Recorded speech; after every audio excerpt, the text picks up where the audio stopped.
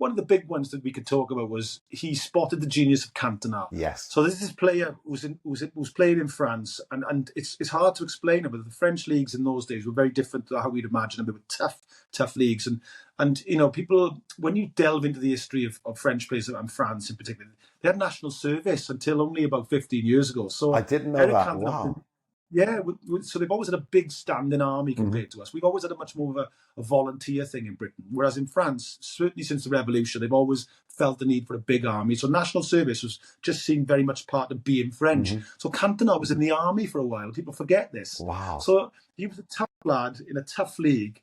And, when somebody's shouting at you in a stand, you ain't going to have it if you're this lad. Yes. He's got that ooze.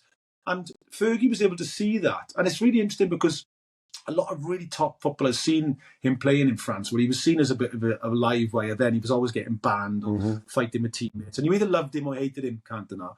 But then lots of people encouraged him. People like Michel Platini said, go to play in England. We think England will really suit you, which sounds mad now, doesn't it? Where you'll have more protection there. You'll be looked after a bit more there.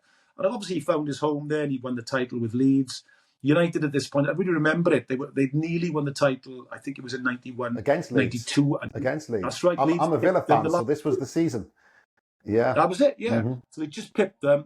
And then he's like, what is this final piece? Because they'd won the League Cup that year. They won the European Cup Winners' Cup. They won an FA Cup. They couldn't, the holy grail for United, a bit like Liverpool, is to win titles because they won so many between the two of them.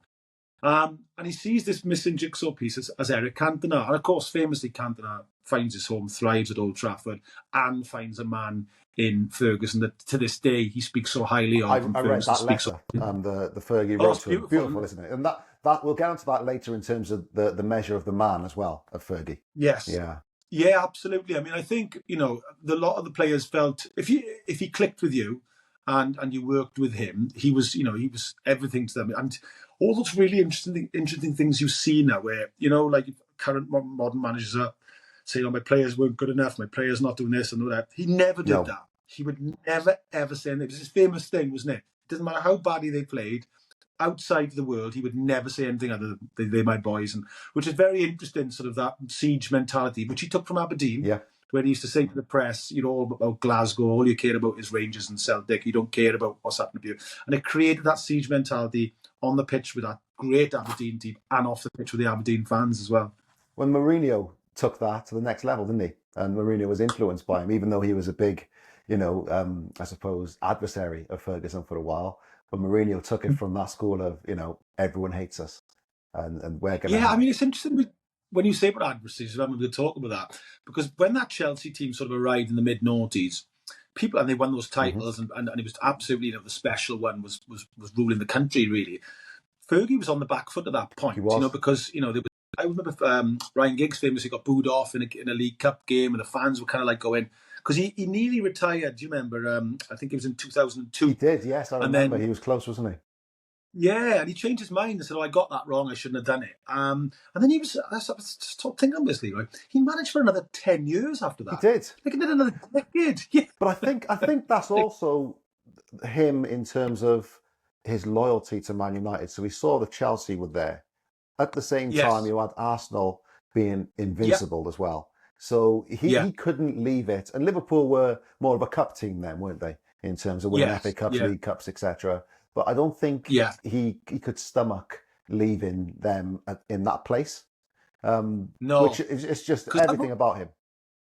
Yeah, those adversaries, you said. So the first one, famously, in England, is knocking Liverpool off their perch. Yeah. That famous thing he sort of said, isn't it?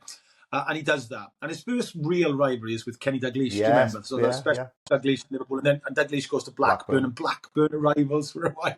So it's all that going on.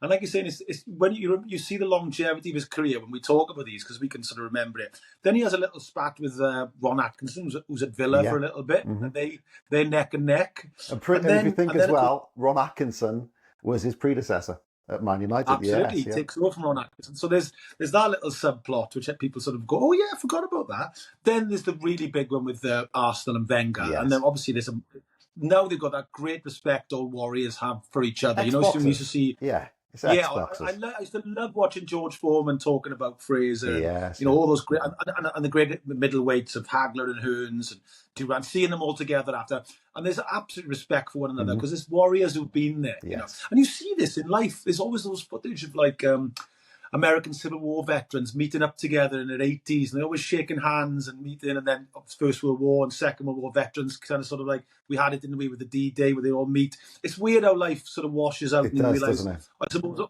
all the spark and testosterone and anger of being a young person and a young man in war leaves you when you end up going, actually, you know what, we've got lots in common. And Fergie and Wenger certainly ended up like that, Yes, didn't